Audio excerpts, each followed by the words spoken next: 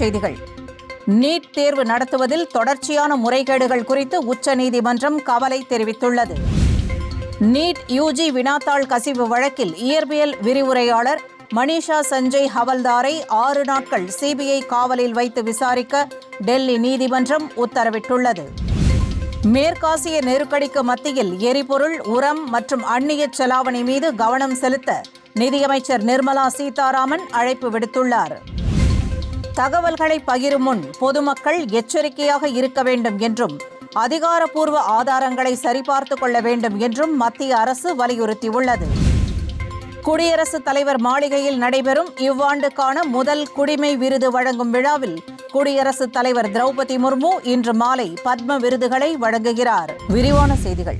தேசிய தேர்வு முகமை முந்தைய வினாத்தாள் கசிவு சர்ச்சையில் இருந்து எந்த பாடத்தையும் கற்றுக்கொள்ளவில்லை என்பது வருத்தமளிக்கிறது என்று கூறி நீட் தேர்வு நடத்துவதில் தொடர்ச்சியான முறைகேடுகள் குறித்து உச்சநீதிமன்றம் இன்று கவலை தெரிவித்தது. மருத்துவ நுழைவுத் தேர்வை நடத்துவதற்கு தேர்வு முகமைக்கு பதிலாக மிகவும் வலுவான மற்றும் தன்னாட்சி பெற்ற ஒரு அமைப்பை நியமிக்க கோரும் மனுக்கள் தொடர்பாக நீதிபதிகள் PS நரசிம்மா மற்றும் அலோக் அராத்தே ஆகியோர் அடங்கிய அமர்வு மத்திய அரசு, தேசிய தேர்வு முகமை மற்றும் சிபிஐ ஆகியோரிடமிருந்து பதில்களை கோரியுள்ளது. தேர்வு முகமையின் செயல்பாடுகள் சீரமைப்பதற்காக முன்னாள் இஸ்ரோ தலைவர் ராதாகிருஷ்ணன் தலைமையிலான குழு கடந்த ஆண்டு அளித்த பரிந்துரைகளுக்கு இணங்குவது குறித்த விவரங்களை கொண்ட ஒரு பிரமாண பத்திரத்தை வியாழக்கிழமைக்குள் தாக்கல் செய்யுமாறு தேசிய தேர்வு முகமைக்கு நீதிமன்றம் உத்தரவிட்டது. 22 லட்சத்திற்கும் மேற்பட்ட மாணவர்களின் உரிமைகள் தொடர்ச்சியான வினாத்தாள் கசிவுகளால் பாதிக்கப்பட்டுள்ளதாக அந்த மனுக்களில் குற்றம் சாட்டப்பட்டுள்ளது. எதிர்கால தேர்வுகளை மேற்பார்வையிட ஓய்வு பெற்ற உச்சநீதிமன்ற நீதிபதி தலைமையில் ஒரு உயர் அதிகார கண்காணிப்பு குழுவை அமைக்க வேண்டும் என்றும் அந்த மனு கோரியிருந்தது. வினாத்தாள் கசிவு குற்றச்சாட்டுக்களை தொடர்ந்து இந்த மாதம் 3ஆம் தேதி நடத்தப்பட்ட நீட் யுஜி தேர்வு ரத்து செய்யப்பட்டது. இந்நிலையில் நீட் யுஜி வினாத்தாள் கசிவு வழக்கில் புனேவைச் சேர்ந்த இயற்பியல் விரிவுரையாளர் மனிஷா சஞ்சய் ஹல்தாரை 6 நாட்கள் மத்திய புலனாய்வு பிரிவு காவலில் வைத்து விசாரிக்க டெல்லி நீதிமன்றம் உத்தரவிட்டுள்ளது.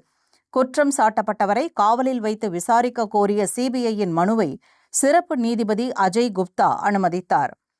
ஹல்தார் மே 22 அன்று கைது செய்யப்பட்டு இடைக்கால காவலில் நீதிமன்றத்தில் ஆஜர்படுத்தப்பட்டார். சிபிஐயின் கூற்றுப்படி நீட் யுஜி தேர்வுக்கான பாடப்பொருட்களுக்கு மொழிபெயர்ப்பாளராக பணியாற்றியவரும் புனேவில் உள்ள சேத் ஹிராலால் சரஃப் பிரஷாலாவுடன் தொடர்புடையவருமான ஹவல்தார் மொழிபெயர்ப்பிற்காக வைக்கப்பட்டிருந்த இயற்பியல் வினாக்களை மற்ற குற்றவாளிகளுடன் சேர்ந்து பரப்பியதாக கூறப்படுகிறது. நீட் யுஜி இயற்பியல் வினாத்தாள் கசிந்ததாக கூறப்படும் சம்பவத்தில் ஹவல்தார் ஒரு முக்கிய தொடர்பு என்றும் அந்த அமைப்பு விவரித்துள்ளது.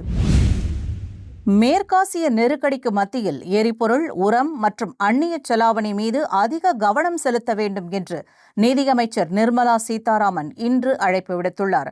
மேலும் உள்நாட்டு பொருளாதாரம் தொடர்ந்து மீண்டு எழும் தன்மையுடன் இருப்பதாகவும் அவர் சுட்டிக்காட்டினார். மும்பையில் SIDBIயின் 37வது ஆண்டு விழாவை கொண்டாடும் நிகழ்வில் கலந்து கொண்டு பேசிய அவர், டீசல் மற்றும் பெட்ரோல் மீதான கலால் வரி குறைப்பு 1 லட்சம் கோடி ரூபாய் வருவாய் தாக்கத்தை ஏற்படுத்தும் என்று கூறினார்.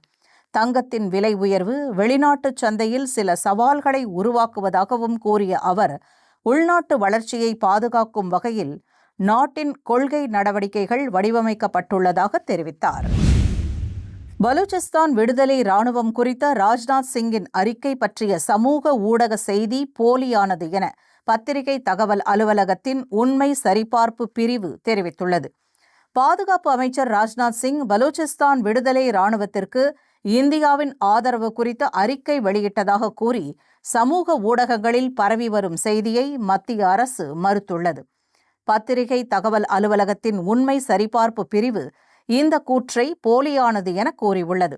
மேலும் பாதுகாப்பு அமைச்சர் இந்த விஷயம் குறித்து எந்த ஒரு அறிக்கையையும் வெளியிடவில்லை என்றும் அப்பிரிவு தெரிவித்துள்ளது. இதேபோன்று தவறான தகவல்களை பகிரும் முன் பொதுமக்கள் எச்சரிக்கையாக இருக்க வேண்டும் என்றும் அதிகாரப்பூர்வ ஆதாரங்களை சரிபார்த்து கொள்ள வேண்டும் என்றும் மத்திய அரசு வலியுறுத்தியுள்ளது.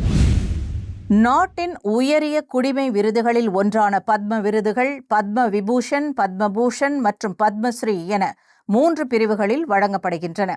2026ஆம் ஆண்டின் முதல் குடிமை விருது வழங்கும் விழாவான இன்று குடியரசுத் தலைவர் 2 பத்ம விபூஷன், 6 பத்மபூஷன் மற்றும் 58 பத்மஸ்ரீ விருதுகள் உட்பட 66 பத்ம விருதுகளை வழங்குகிறார். மீதமுள்ள பத்ம விருதுகள் பின்னர் நடைபெறும் 2வது சுற்று குடிமை விருது வழங்கும் விழாவில் வழங்கப்படும்.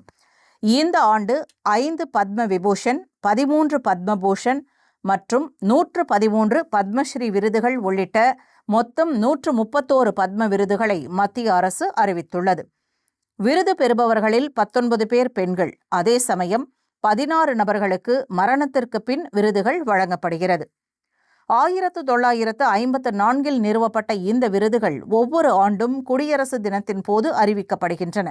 இந்த விருது கலை, இலக்கியம், கல்வி, விளையாட்டு, மருத்துவம், சமூக பணி, அறிவியல் மற்றும் பொறியியல், பொது விவகாரங்கள், வர்த்தகம் மற்றும் தொழில் உள்ளிட்ட பல்வேறு துறைகளில் சிறந்து விளங்கும் பணிகளை அங்கீகரிக்கும் நோக்கில் தனித்துவமான மற்றும் விதிவிலக்கான சாதனைகளுக்காக வழங்கப்படுகிறது.